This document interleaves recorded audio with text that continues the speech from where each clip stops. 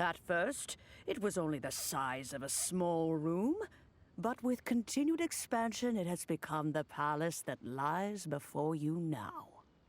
It is a testament to Ningguang's entire life, both as a businesswoman and as the backbone of the Liyue Qixing. Seeing the Jade Chamber destroyed in the defense of Liyue means much to her. To me, such cooperation and sacrifice deserves at least some recognition. Well, I was really hoping you would say that such... Thank you all for hearing me out.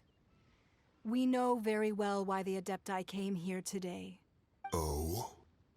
3,700 years. According to our records, the Adepti signed a contract with Rex Lapis to protect Liyue 3,700 years ago. Even to this very day, Liyue and its lands have stood the test of time, immovable as stone. But that does not mean that the Liyue of today is the same city as it was all those years ago. Do not merely cast your protective gaze upon the land. Are you questioning our means of protecting Liyue? I mean no offense. I simply hope that our Adepti forebears would see Liyue in a new light. Forebears, you say? One doubts you would be fit to be part of such a lineage. This morning, Rex Lapis appeared to me in a dream. What? In the dream, I yearned to tell him that we Qixing, though mortal, are equally bound to the contract. Each passing generation, I also thought to tell him how the past generations of Qixing had strove under his rule to survive in our... But I dared not speak. I could only gaze at him in silence until the moment... Oh, Ningguang. Yet another perspective. What are you trying to say, Outlander?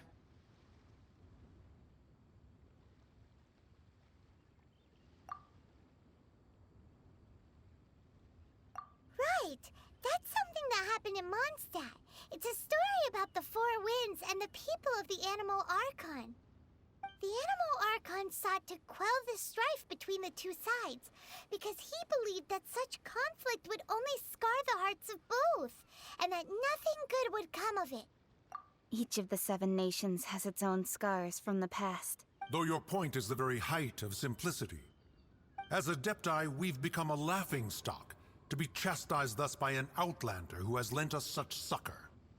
All right, all right. Didn't Ningguang suggest that we should focus on the city and each of its citizens?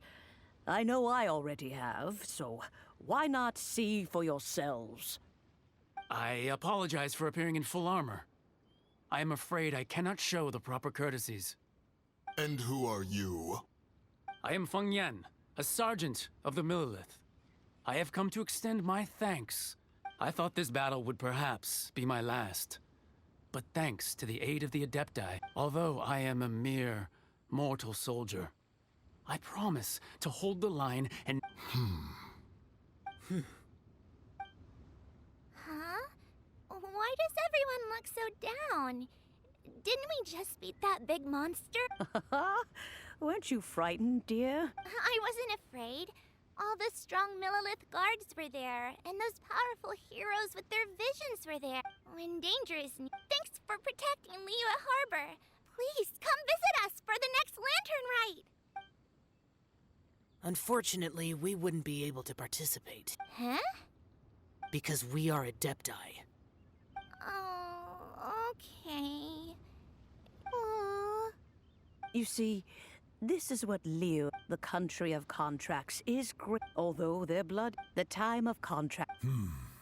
Seeing... Your line of inquiry is a... Seems like the Adepti have had a change of heart. Let us return now. Eager to leave, conqueror of demons. Yes, one understands what the one fears that by the time... Fair enough. Away we... Since we Adepti have consensus, then one shall persist no further. But how will we ensure that the Liyue Qixing will not simply exploit their power once we depart? In my view, that is still a thing to be guarded against. All right, Mooncarver, you needn't worry. It seems to me that this rite of super... Looks like the conflict between humans and Adepti was avoided. Oh, right! It's nice that we've got peace and all, but we're forgetting one thing. Child wanted to unleash the god so he could lure Rex Lapis out. But we were able to handle the Overlord of the Vortex on our own. So Rex Lapis never showed up. Oh, and speaking of that, don't we still need to get to the bottom of that Archon's death too?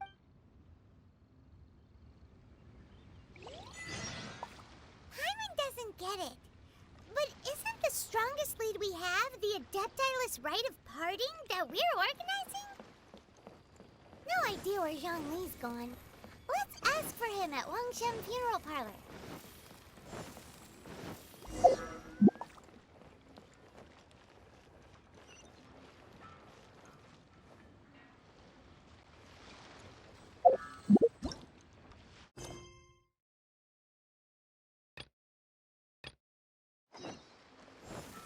Huh? Phew.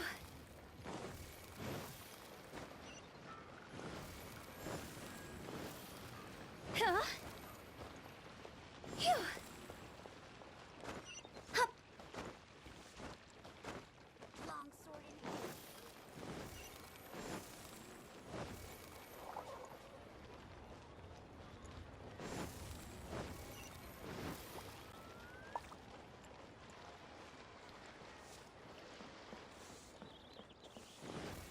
Huh?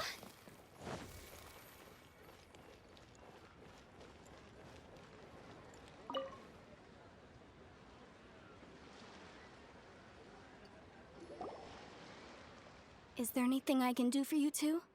We've come to see Zhongli. Could you... Unfortunately, Zhongli isn't here at the moment. It seems he... Doesn't the Northland Bank belong to the Fatui? Last time we saw Zhongli was before we went to the Gold. Do you think he doesn't know about the attack on Liyue? Visiting the Fatui at a time like this could only mean more trouble. We had better go...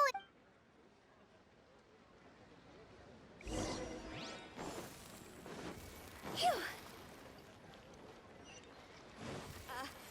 Join the adventure. Huh? Phew. Go!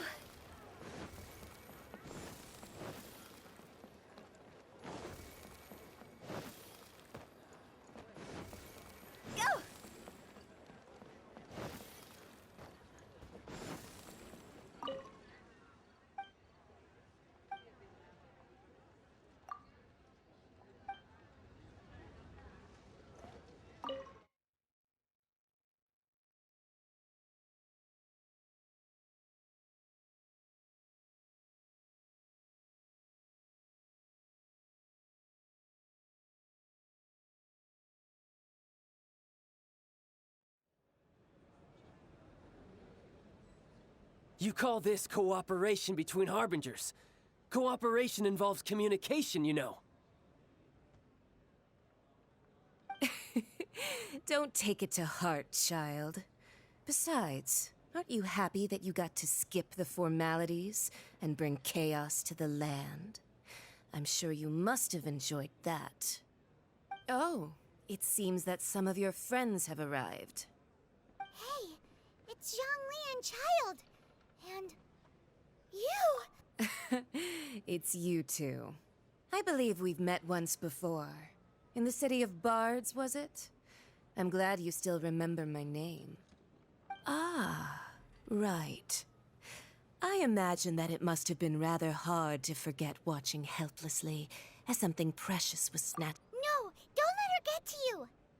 You've yet to gather the powers of all 7 elements, and our last battle at the Golden House was almost more than you could handle. So it might be best to keep things peaceful this time, seeing that 2 of the Harbingers... Well, if it isn't you two.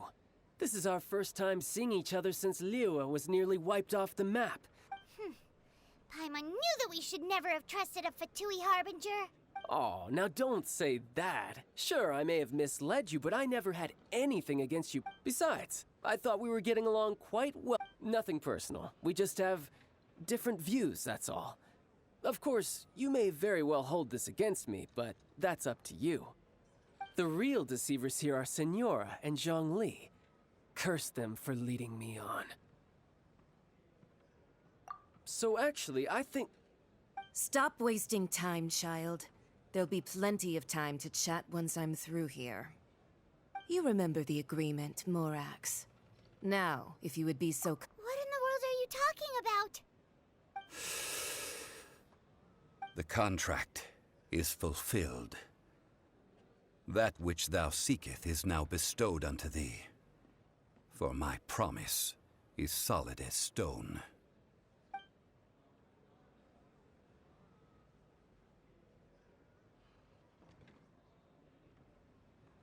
How sanctimonious.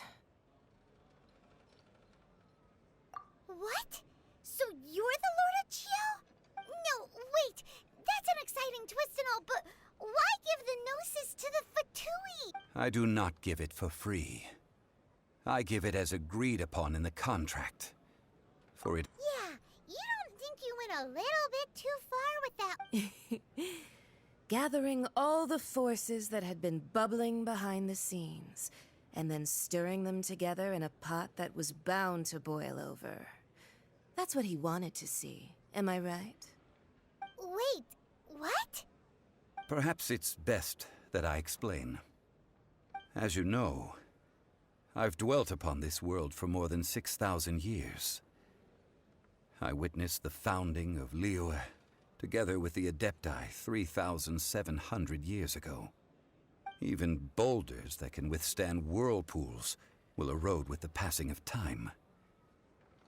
I kept convincing myself that cracks had not begun to form, and that the end of my time had not yet come.